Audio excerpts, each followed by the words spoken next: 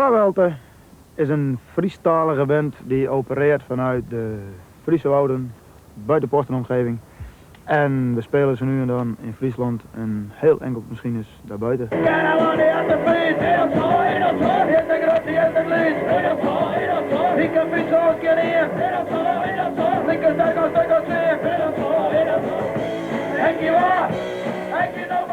De band Trawelte is bijna wereldberoemd in Friesland. Maar ze zitten net als vele bands met één klein probleempje. Hoe kom ik wat vaker uit die oefenruimte? Maar daar schijnt een remedie tegen te zijn.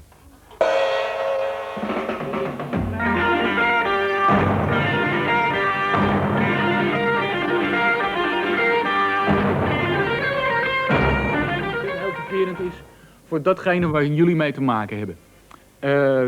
Het is heel moeilijk om aan optredens te komen. Ik kan je mededelen, er zijn op dit moment 70.000 bands in Nederland.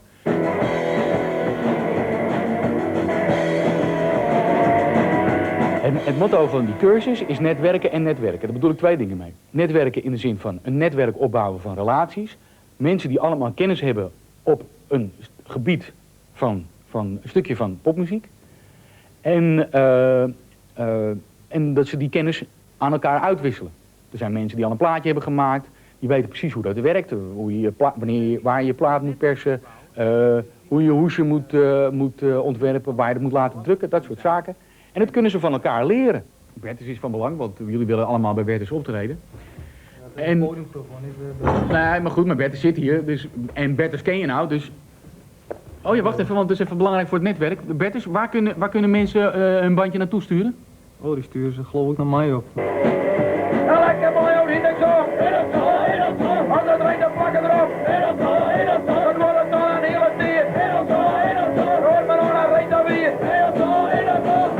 Henkie waar? Henkie nou maar. We hebben laatst een optreden gehad, dat was dan op een klei, zeggen ze dan hier. Dan heb je allemaal van die kleine dorpjes en dan zijn we laatst één keer geweest. Nou, ze hebben nog nooit van ons gehoord. Ja, misschien is een keer een stukje in de krant of zo, maar zulke delen van Friesland heb je nog niet gehad. Je bent als lokaal bandje bezig en je weet eigenlijk niet wat het is om, hoe het is om echt helemaal naar voren te komen als een goede band. En er zijn nog 1001 dingen die verbeterd kunnen worden. En wat gaan jullie daaraan doen? We proberen met z'n allen gewoon de schouders eronder te zetten. En ook door zo'n cursus publiciteit die we gaan volgen, dat je een beter inzicht krijgt op het geheel van de muziek. Dat het randgebeuren dat wat duidelijker wordt.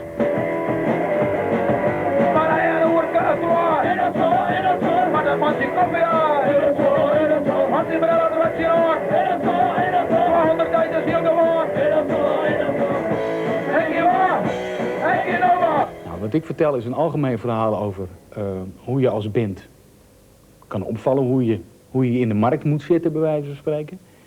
En ik vertel een heleboel tips, dat doe ik in het tweede gedeelte, over hoe een demo eruit moet zien, hoe je je persbericht moet maken, wat een biografie is en dat soort zaken. En daar geef ik ze allemaal hele handige tips voor en checklijstjes, gewoon controle van dat moet erin, dat moet erin, dat moet erin. Heel praktisch.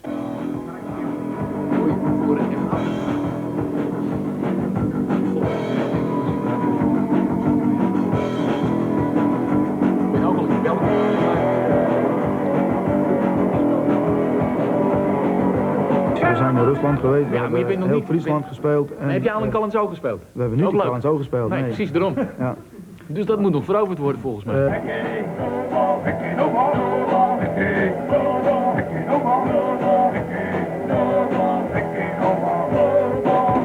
Beste verspreidingsmethodes was op een bepaald moment het singeltje van Jan O en de Zeven Dwergen. Die heeft een plaatpresentatie georganiseerd met nog een paar bands in Leiden. Daar waren ze het populairst. En die hebben gezegd van, maar luisteren, als jullie, de entree is 57 en dat is inclusief een singeltje van ons. En het plaatje werd dus, die band was dus zo populair, die waren dus gewoon in één avond al hun singeltjes kwijt en die hebben geld eraan verdiend.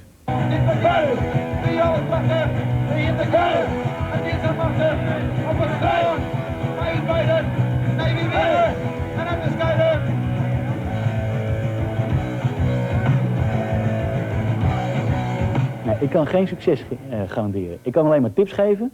En ik denk dat een onderdeel van het succes is dat ik de mensen kan enthousiasmeren. Dat ik ze aan het werk kan krijgen. Want ze moeten werken. En ik teken een verschrikkelijk beeld voor ze. Ze moeten er keihard voor werken. Maar ik denk dat het heel reëel is. En ik denk dat als je succes wil hebben, als je instant succes wil hebben, dan moet je kijken van wat de markt biedt op dit moment. En dan kom je uit op van die triootjes, van die dames in lingerie. En die dan van die huppelmelodietjes brengen. Nou, als je dat wil doen, is prima.